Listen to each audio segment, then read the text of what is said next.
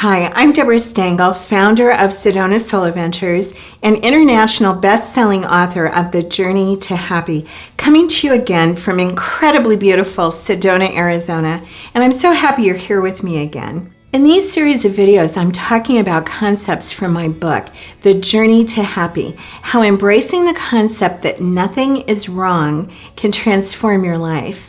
I love it when I read studies that are verifying the work that we do here. It used to be that all this stuff just used to be considered New Age gobbledygook, but now what's happening is that there are so many studies by medical doctors and scientists that are showing that so much of what we are talking about is absolutely accurate.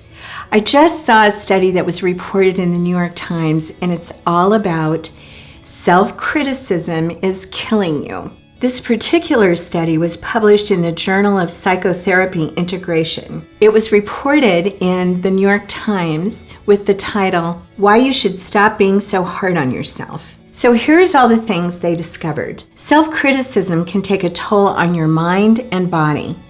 Self-criticism can impact your body by stimulating inflammatory mechanisms that lead to chronic illness and accelerate aging. Self-criticism can have measurably destructive effects, including symptoms of depression, anxiety, substance abuse, negative self-image, and decreased motivation and productivity. And when they say measurable, what they mean is that empirical studies have proven this. It goes on to say self-criticism can interfere with your productivity, and self-criticism leads people to becoming preoccupied with failure. The article then goes on to talk about why this happens to humans, and the answer is blame evolution, which means our brains are wired to notice our mistakes, which is okay because from there what we do is go on to determine if that is good or bad. And that's great because if we made a mistake that needs to be corrected, then we can go ahead and correct it. The problem is that for a lot of us, we then go on and rather than just learning from our mistake, we send ourselves into a shame spiral. And when you do that long enough and often enough, it leads to all the bad stuff they were talking about earlier. Chronic illness, it accelerates aging, interferes with our productivity, depression, anxiety, substance abuse, feelings of failure. So is that serious enough to make you want to stop? Let me ask you, do you find yourself saying things to yourself like, you're so stupid, you're an idiot, I hate you, what's wrong with you? Or do you lie awake at night, endlessly replaying a negative situation over and over again in your head? Telling yourself you should have done this or you should have said that. So, the next question that they ask in the article is what to do about it. And their one-word answer is self-compassion, which they then define as the practice of being kind and understanding to ourselves when confronted with a personal flaw or failure. And they offer 3 steps to help with self-compassion. Meditation, meet your criticism with kindness. So they mean change your self-talk from you're a loser to everybody makes mistakes. And 3, start noticing how you feel better when you are more compassionate with yourself, and then keep doing it over and over again. And when they're discussing the 3 steps, they actually say in the article, this is, of course, easier said than done. And that's the whole problem, isn't it? Because I'm sorry, but telling someone to simply stop calling themselves a loser and start meditating is not going to be enough to reckon with the damage a lifetime of self-loathing and self-criticism has done to them. I had years of therapy and it didn't stop it because it didn't get to the root of what was causing it.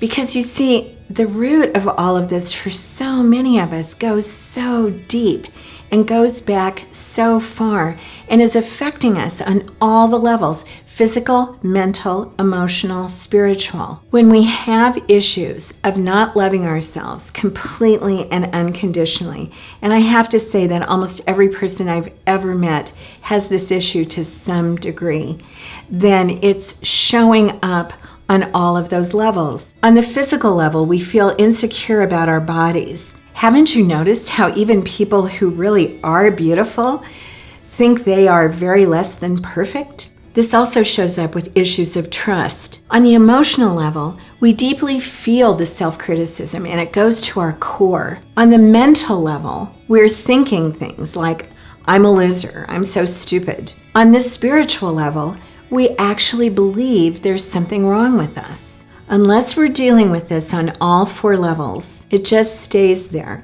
stuck and not moving. We had a man who came here to us a while back, and on the surface, it looked like he had it all.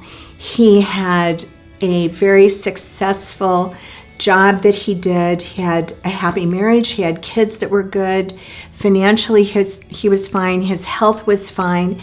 But suddenly, in the last 6 months, his energy for life and his zest for living were just completely gone. His wife actually was the one who called us and talked to us, and we told her, no, we need to speak with him and make sure that this is something that he wants to do. So we spoke with him, and of course, it was very interesting. When we connected with him, he was saying all this self-deprecating stuff about himself. And when we asked him about it, he was saying, well, I do that because I want people to not think that I have a big ego. Which then we delved a little deeper and discovered that he had been adopted.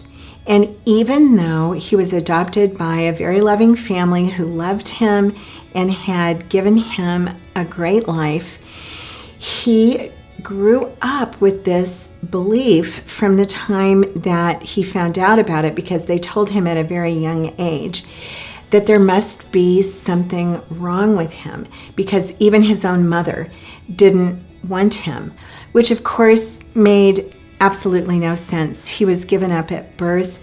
They had absolutely no idea about what the circumstances were, but that was his deep belief. He had never even spoken of this to his wife. She knew that he was adopted, but he hid that from pretty much everyone else. It was something he was ashamed of because he actually felt like it meant that something was wrong with him. He told us that if people really knew him, really knew the truth about him, that they wouldn't like him. So here were all these years of all this self-loathing, all this energy that had been eating away at him like a cancer. So luckily, he did a radiant heart healing session. And in that session, the hole that was left from all this self-loathing was suddenly filled with all this love that he was suddenly feeling for himself for the first time in his life. And he talked about he felt like it was just gushing and gushing. And then in his breath work, he was already feeling great and feeling all this self-love when suddenly he had a vision of this woman who he knew was his mother, coming to him and filling him up with this love, this deep love. And later when I talked to him about it, I said to him that perhaps this was Divine Mother, the mother of all of us, filling him up with this love. And he said to me, no, Deborah, I know this was my mother. This was the spirit of my mother, which I needed to heal this part of me. And I thought, oh my gosh, here's this very successful, very straight businessman who at the beginning was very skeptical about all of this, saying all of this to me. It was so absolutely wonderful and beautiful. And I was so happy for him that he was feeling all this healing love. He went back home, and his wife told me later that he is a completely changed man. And she also shared with me for the first time that she had been afraid that he actually had cancer, even though he had been tested and it wasn't showing up, because he was just like withering away. His life force was just going away. And she was afraid that he had cancer. And I told her that this kind of self-loathing can eat away at us like a cancer. And now these studies are showing that this kind of self-criticism, this self-loathing, does this. It harms our immune system. It shows up in all of these horrible ways. So, if this is an issue that you are struggling with, please contact us. We are masters at getting to the root of what's causing the self-loathing, clearing it out, and moving you back into connection on all the levels: physical, mental, emotional, spiritual. I hope this helped. And if you got value from this video, please take the time to like it, share it with someone in your life who you think might get something out of it, and subscribe to our channel. And if you want an even more direct path to really loving yourself completely, then go to SedonaRetreatGuide.com and get your complimentary copy of the Sedona Guide to Spiritual Retreats today. Or even better, if you'd like to talk to someone about doing a retreat that will turn your life around, call us at 928-204-5988. You can have the life and relationship you want. I know it.